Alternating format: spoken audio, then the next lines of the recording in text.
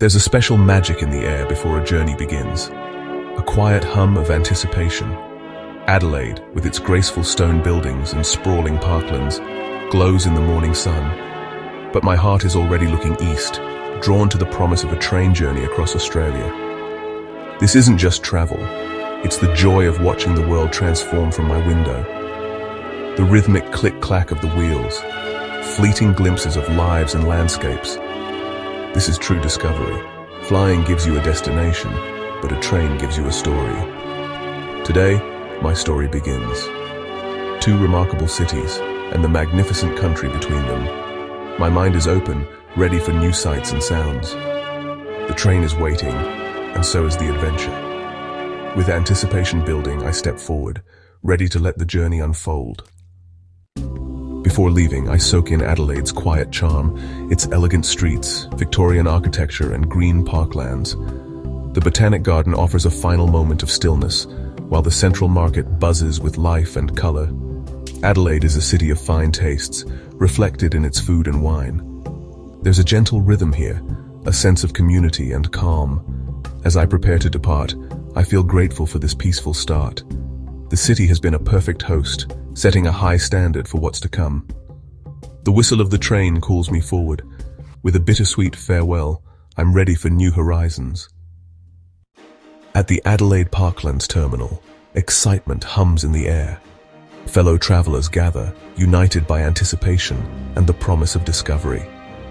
The train gleams in the morning light, a silver serpent ready to cross the land. I board, finding comfort in the welcoming carriage and wide windows. The doors close, the whistle blows, and with a gentle jolt, we're off. Adelaide recedes, replaced by the thrill of motion and the unknown ahead. The rhythmic wheels set the pace for our adventure. Suburbs blur past, soon to give way to open country. Every clack of the track is a step deeper into the heart of Australia. This is more than a trip. It's a tale of two cities. Adelaide is refined and serene. Melbourne, energetic and creative.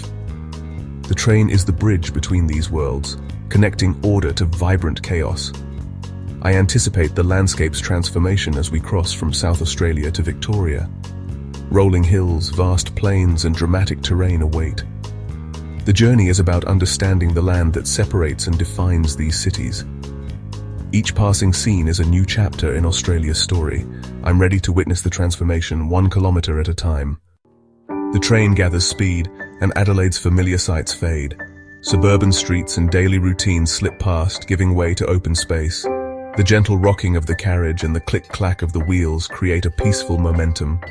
The last traffic lights disappear, the countryside emerges. Gum trees and paddocks replace manicured lawns. The sky opens up, brilliant and blue. With the city behind and Melbourne ahead, I feel a profound sense of freedom. The train becomes a small world gliding through a vast one. All that matters is this moment motion, beauty, and possibility. The journey is truly underway. East of Adelaide, the landscape becomes a patchwork of green and gold. Fields stretch out, vibrant from rain or sun-bleached and shimmering. Gum trees stand as ancient sentinels, their shapes iconic against rolling fields. Sheep graze peacefully, a picture of rural life. The light shifts, transforming the view from muted to dazzling. This is the raw beauty of South Australia, timeless and authentic. The journey is not just about seeing, but feeling the land's rhythm. The tapestry of green and gold is our first chapter, utterly mesmerizing. Our journey now takes us into the Adelaide Hills. The landscape begins to change, with flat plains giving way to defined hills and winding valleys. The train navigates the curves, climbing higher. The hills rise up, welcoming us into their verdant embrace. The Adelaide Hills are famous for their cool climate and stunning scenery. The slopes are covered in dense woodland and vineyards.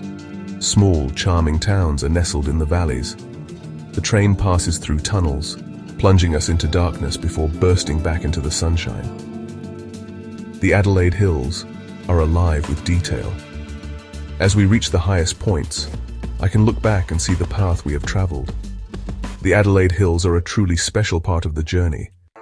Leaving the Adelaide Hills behind, the train descends back onto the plains, and the rhythm of the journey shifts once more. The landscape opens up again, but it feels different now. We are deeper into the country, further from the influence of a major city. Life here seems to move at a slower, more deliberate pace. We begin to pass through small country towns, places with names that speak of their history and heritage.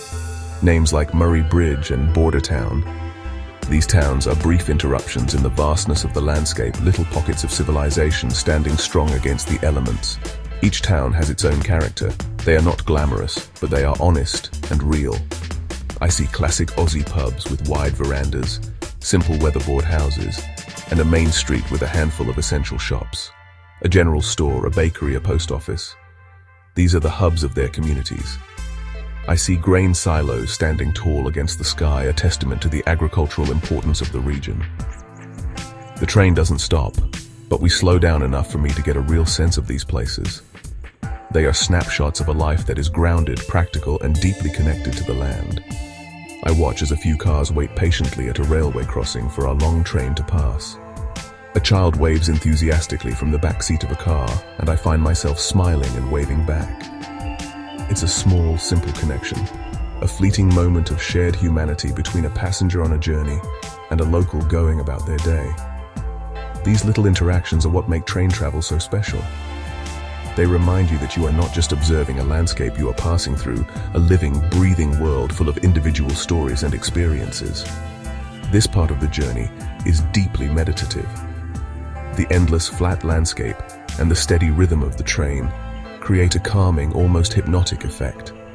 It gives me time to think, to reflect. The world outside the window is one of hard work, resilience, and community. It is a world without the rush and noise of the city. It is a simpler rhythm of life dictated by the sun and the seasons. It's a powerful contrast to the world I left in Adelaide and the one I am heading towards in Melbourne. It is the quiet, beating heart of Australia. As we push further east, we enter the vast open plains. The land stretches to the horizon, an endless expanse of earth and sky. The scale is overwhelming, making you feel tiny in this immense landscape. The sky above is enormous. There are few trees, just low scrubland and vast fields cleared for farming. It is a landscape of stark beauty. As the afternoon wears on, the sky transforms into a breathtaking canvas. We are crossing the border now. A new chapter awaits as we continue our journey through the night. There is no grand sign to mark the moment we cross from South Australia into Victoria. It's an invisible line on a map, yet it feels significant. The sun has dipped below the horizon, painting the world in twilight. I feel a quiet sense of accomplishment, a little thrill at having journeyed into the next state. The crossing feels more like a change in my state of mind. Now, as we roll deeper into Victoria, I feel a new sense of anticipation building. Inside the carriage, a gentle quiet has descended. Melbourne, our final destination, is drawing ever closer. The mood is one of peaceful, forward-looking contemplation. Night has now fully fallen, and the world outside the window has transformed completely. The vast open plains of the Wimmera region in Western Victoria are bathed in the soft, silvery light of the moon. It's a completely different kind of beauty to the one I witnessed in the harsh light of day. The landscape is now a world of shadows and subtle shapes. The starkness has been replaced by a deep and mysterious sense of peace. The moon, full and bright, hangs in the inky black sky like a brilliant lantern, illuminating the endless fields of wheat and barley that this region is famous for. The train glides through this silent, sleeping world. The rhythmic sound of the wheels on the track is the only thing that breaks the stillness. It's a hypnotic, comforting sound that seems to amplify the profound quiet of the landscape. From my window, I see the silhouettes of solitary farmhouses, their lights like tiny distant stars on the dark earth. I wonder about the people inside, asleep in their beds, their lives so deeply connected to this vast, flat land. It feels like a privilege to be a silent observer, passing through their world while it rests and recharges for a new day. The moonlight plays tricks on the eye, creating a dreamlike scene. The pale stubble of harvested fields shimmers like a silver sea. The occasional gum tree stands like a dark, intricate sculpture against the star-dusted sky. It's a minimalist masterpiece, a study in black, white, and silver. There's a profound sense of isolation and solitude out here. But it's not a lonely feeling. Instead, it feels peaceful and immense, a reminder of the sheer scale of the natural world. It's a landscape that encourages you to look inward, to reflect on your own small place in this enormous universe. I find myself completely mesmerized by this nocturnal journey. It's a side of Australia that many people never get to see. The long-distance train journey offers this unique gift, the chance to watch the landscape not just through the cycle of a day, but through the transition into night. The Wimmera Plains by moonlight are an unforgettable sight. They're a quiet, poetic interlude in our adventure, a moment of deep tranquility before the energy begins to build again as we draw ever closer to the bustling, sleepless city of Melbourne. As we continue our journey through the Victorian night, I know we are passing through country that is steeped in history. This is Goldfields territory. In the mid-19th century, this region was the site of one of the world's greatest gold rushes. Towns like Ballarat and Bendigo, which lie somewhere out there in the darkness, exploded into existence almost overnight. They became fabulously wealthy cities, built on the dreams and hard labor of people who flocked here from all over the world. Though I cannot see them clearly, I can feel the weight of that history in the air. I imagine the landscape as it must have been then, a frantic, chaotic scene of miners' tents, muddy tracks, and the constant noise of digging and panning. It would have been a world away from the peaceful, sleeping farmland that I see now under the moonlight.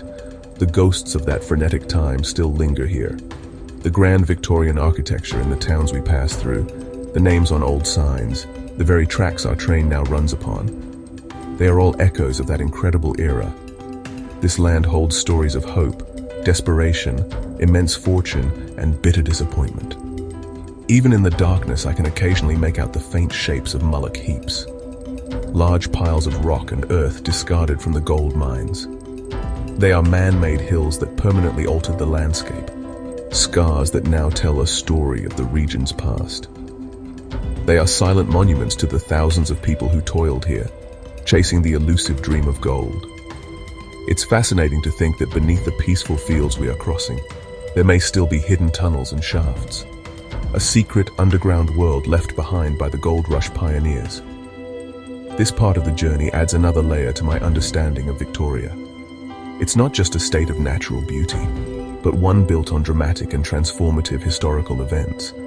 The gold rush shaped its identity, funded its grand cities, and created a legacy of multiculturalism and ambition that is still felt today. As our train rolls on towards Melbourne, a city whose own spectacular growth was fueled by gold, I feel a deeper connection to the land we are crossing. We are not just traveling over soil and rock, but over layers and layers of human stories. The journey continues into the small hours of the morning, that quiet liminal time between midnight and dawn. The world outside is at its darkest and most still. We pass through more small towns, their names appearing briefly on illuminated station signs: Ararat, Stowell, Horsham. These are beacons of light in the vast darkness, little clusters of civilization that shine for a moment before receding back into the night. The train slows as it passes through, and I can glimpse empty platforms and quiet station buildings, waiting patiently for the morning's first commuters. There's a unique and slightly surreal feeling to seeing these towns in the dead of night. The main streets are deserted, with only the glow of a traffic light or a single lit window in a bakery suggesting the life that will return in a few hours. It feels like I am seeing them in their most private, unguarded state. These towns are the backbone of regional Victoria, hubs of farming communities, places with a strong sense of identity and history. Seeing them like this, so peaceful and asleep, feels like being let in on a little secret. Inside the carriage, most passengers are now asleep. Their heads are resting against pillows, their bodies gently swaying with the motion of the train. The only sounds are the constant hum of the wheels and the soft sigh of the air conditioning. I am one of the few who are still awake, a night owl content to watch the world go by. This quiet solitude is one of the great pleasures of overnight train travel. It's a time for uninterrupted thought, a chance to simply be present in the moment, moving through time and space while the rest of the world sleeps. This leg of the journey feels like a gentle, meditative passage. The darkness outside encourages introspection. I think about the journey so far, the incredible landscapes of South Australia, the history of the goldfields, and the great city that awaits us. Each sleeping town we pass is another step closer to our goal. They are like quiet markers on our map, ticking off the kilometers as we push relentlessly eastward. The small hours are passing, and with them, the last great stretch of open country before the landscape begins its final, exciting transformation. Just as I feel the deep quiet of the night will last forever, I notice a subtle change on the eastern horizon. It is the first faint hint of dawn. A thin line of pale gray begins to separate the dark earth from the inky sky. It is a magical moment, full of hope and promise. The world has survived the night, and a new day is beginning. I watch, completely captivated, as the gray light slowly intensifies, spreading upwards and outwards. The stars begin to fade, their job done for another night, making way for the grand arrival of the sun. As the light grows, the landscape begins to reveal itself once more. The featureless darkness gives way to soft, blurry shapes. I can start to make out the forms of trees, the lines of fences, and the gentle contours of the land. The world is slowly waking up, and I feel like I am the sole audience for this spectacular silent performance. The colors begin to seep back into the scenery. The sky shifts from gray to a soft, delicate pink, then to a warm, vibrant orange. It is a breathtaking display, a reward for those who have kept watch through the night. The train continues its steady pace, but the feeling of the journey has changed. The meditative quiet of the night is being replaced by a growing sense of energy and anticipation. The new day brings with it the promise of our arrival. Melbourne is no longer a distant dream, but a destination that is now just a few hours away. I can feel a stir of excitement within me, a readiness for the final act of our journey. The sunrise is like a starting gun, signaling the beginning of the end of our epic trip across the country. Around me in the carriage, other passengers are beginning to wake up. They stretch, rub their eyes, and turn to look out the window, perhaps surprised to see that the night is already over. A few sleepy smiles are exchanged. We have shared this nocturnal passage and are now ready to greet the day together. The first stirrings of a new day are not just happening outside the window, but inside our carriage as well. The energy is shifting from rest to readiness, from dream to reality. The adventure is entering its final, exciting phase. With the sun now fully risen, the Victorian landscape is revealed in all its glory, and it is strikingly different from the dry plains of South Australia. The land here is a lush and vibrant green. The fields are rich and fertile, the grass thick and dewy in the morning light. We are traveling through some of Australia's most productive farming country. I see herds of dairy cows, their black and white hides standing out against the brilliant green pastures. The scenery feels gentle, pastoral, and incredibly beautiful. It is a landscape that speaks of plentiful rain and rich soil. The number of trees has increased dramatically. We pass through groves of eucalyptus and stands of dark green pine trees. The countryside feels more populated and tamed than what we left behind yesterday. I see more frequent signs of life. Handsome farmhouses with well-tended gardens, large sheds filled with modern machinery, and winding country lanes that disappear over rolling hills. It is a prosperous and settled landscape, a clear sign that we are moving from the remote heartland into a more densely populated region of the country. The train is moving faster now, gliding smoothly through this green expanse. We pass over small rivers and creeks, their waters sparkling in the morning sun. The air outside looks crisp and clean. It is a refreshing and invigorating sight to wake up to. The contrast with the golden, sun-baked plains of yesterday is immense. This journey has truly been an education in the diverse and ever-changing character of the Australian environment. It is like traveling through different countries, all within the borders of one. This final, green chapter is a beautiful prelude to the urban world we are about to enter. The sense of approach is now palpable. The farms are becoming more numerous. The towns we pass through are larger and more frequent. We are clearly on the outskirts of a major metropolitan area. The green expanse of rural Victoria is the last barrier between us and our destination. I savor these final views of the countryside, this peaceful green world, knowing that it will soon give way to a very different kind of scenery.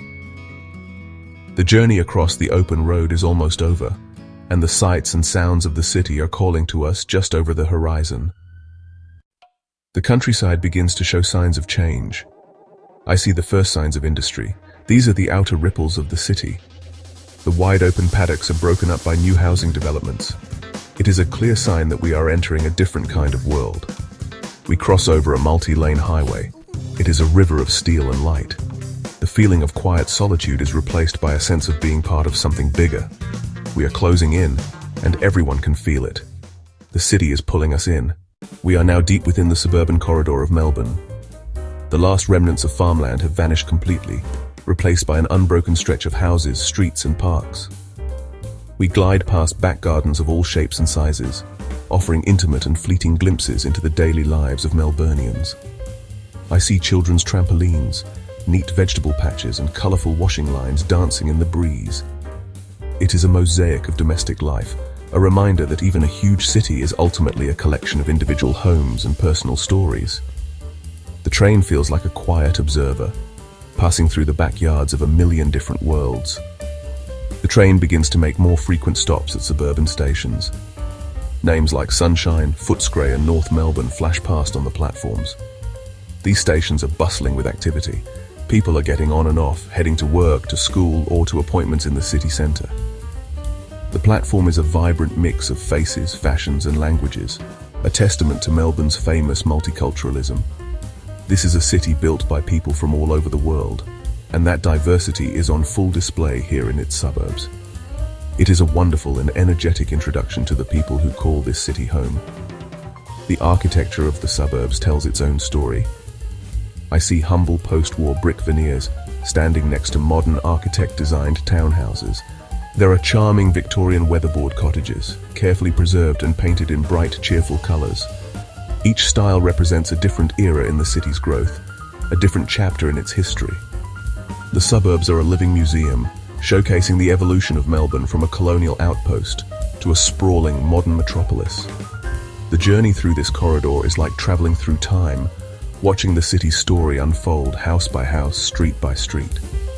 The sounds of the journey have changed too. The gentle hum of the wheels and the quiet of the countryside have been replaced by the sounds of the city.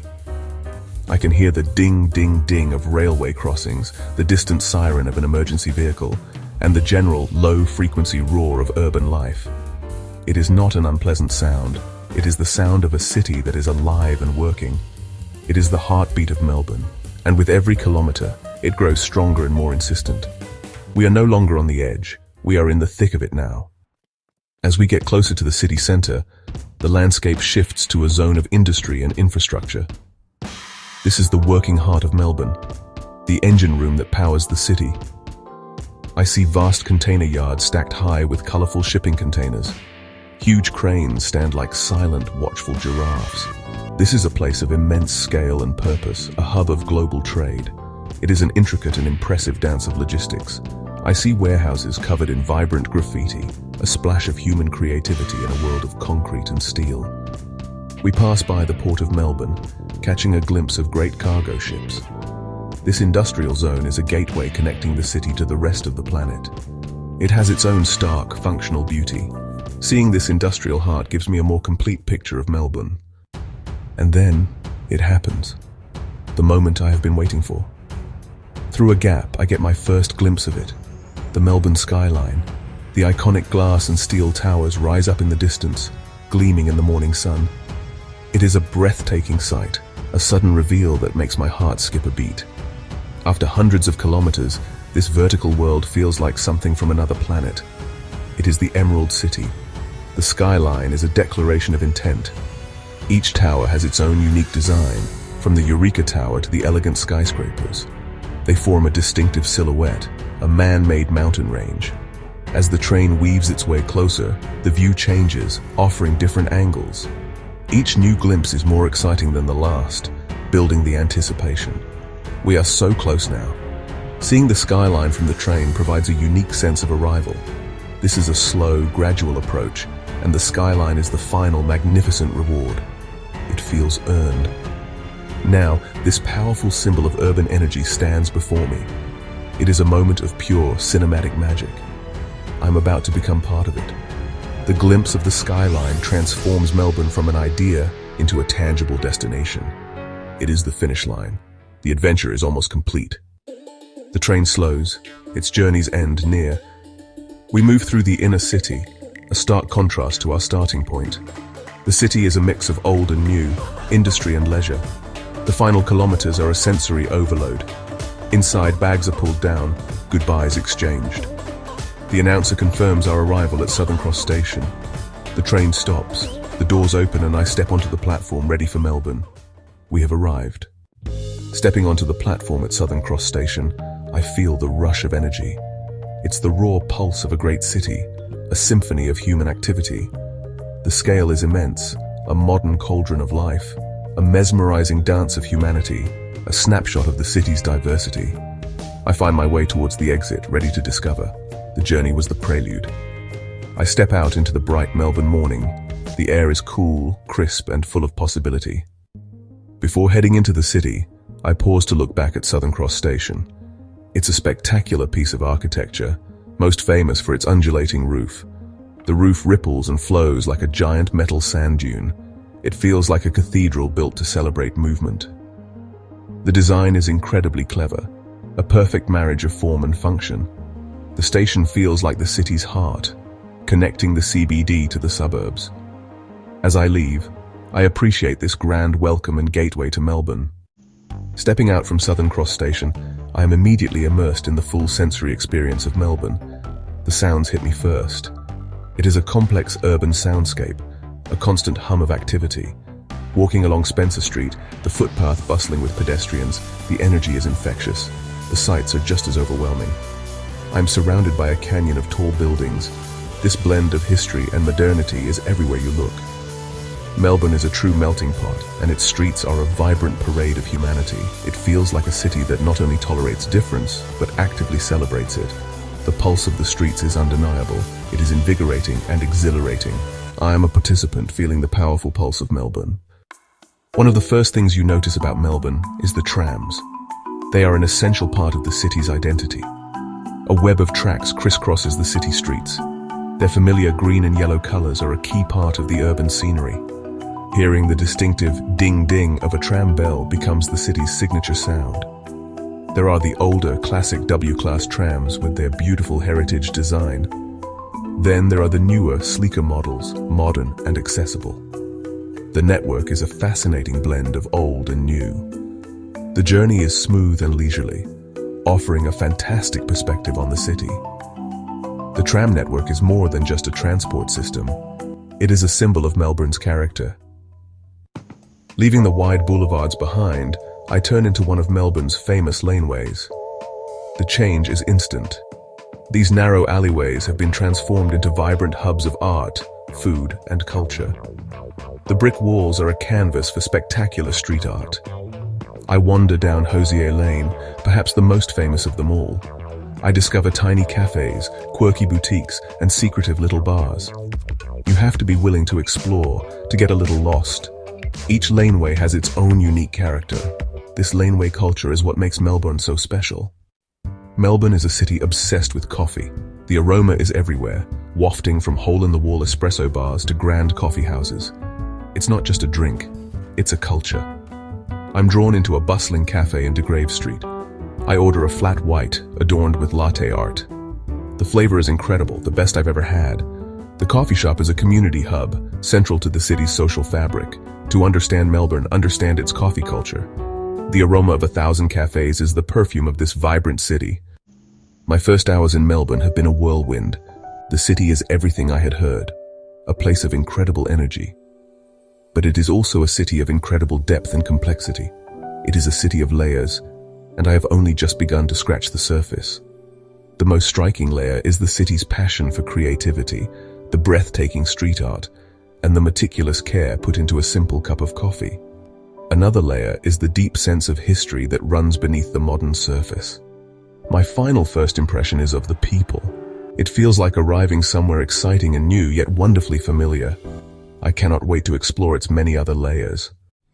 To understand Melbourne, venture beyond the CBD. The city is a patchwork of unique neighborhoods. They feel like little villages. I explore Fitzroy, famous for its bohemian spirit. Brunswick Street has a relaxed, cool vibe. This is a captivating side of Melbourne. The streets are a visual delight. Historic terrace houses line the streets. The main streets are a treasure trove of independent businesses. It's a place that celebrates individuality and creativity. The people of Fitzroy are as interesting as the suburb itself. It is a hub for artists and musicians. The fashion is eclectic and expressive. There is a strong sense of community here. The city is a collection of diverse and vibrant communities. Discovering these urban villages is where you find the real, everyday life of the city. After the city streets, I need peace. I find it in the Royal Botanic Gardens, a green oasis. Stepping through the gates, the sounds of the city fade, replaced by birdsong. The air is cooler, scented with flowers. It's a balm for the soul. The gardens sprawl around a lake. Each turn reveals a breathtaking vista. There are plants from all over the world. The gardens are for people too, a cherished part of Melbourne life, a communal backyard. This view encapsulates the magic of Melbourne, blending the man-made with the natural, offering sanctuary and perspective. It recharges you. No discovery of Melbourne would be complete without a visit to the Queen Victoria Market. It is more than just a market. It's a historic landmark and a vibrant hub of city life. Operating for over 140 years, you can feel the weight of that history. The market is a true feast for all the senses. The sights, sounds and smells are almost overwhelming. The historic Delhi Hall is a food lover's paradise. The aroma of freshly baked bread and roasting coffee beans fills the air. It is a true melting pot, where people from all backgrounds come together. It is a place of connection, community, and incredible flavor. I take a tram ride out to St Kilda. As we get closer, I can smell the salt in the air and feel the light change. This is Melbourne's seaside suburb, a place with a character all its own. It has a slightly faded bohemian glamour, a touch of a rock and roll edge, and the relaxed breezy feel that only comes from being by the water. I walk down to the foreshore. The iconic St Kilda Pier stretches out into the sea. One of St Kilda's most famous landmarks is Luna Park, a historic amusement park. I have heard that a colony of little penguins lives in the rocks of the breakwater, and they return to shore each evening after a day of fishing. Then, as if by magic, they appear. It is the perfect end to my discovery of St Kilda's unique seaside soul. Melbourne's creative spirit extends to its grand cultural institutions. I spent an afternoon at the National Gallery of Victoria, Australia's oldest and most visited art gallery. The NGV International is famous for its water wall entrance. Inside, the gallery houses an incredible and diverse collection of art from Europe, Asia, and America. The Great Hall features a breathtaking stained glass ceiling by Leonard French. Visitors lie on the floor to gaze up at its beauty. Visiting the NGV is a reminder of the importance of art in the life of a city. As the sun sets, a new Melbourne awakens. The city undergoes a magical transformation, revealing a more glamorous personality.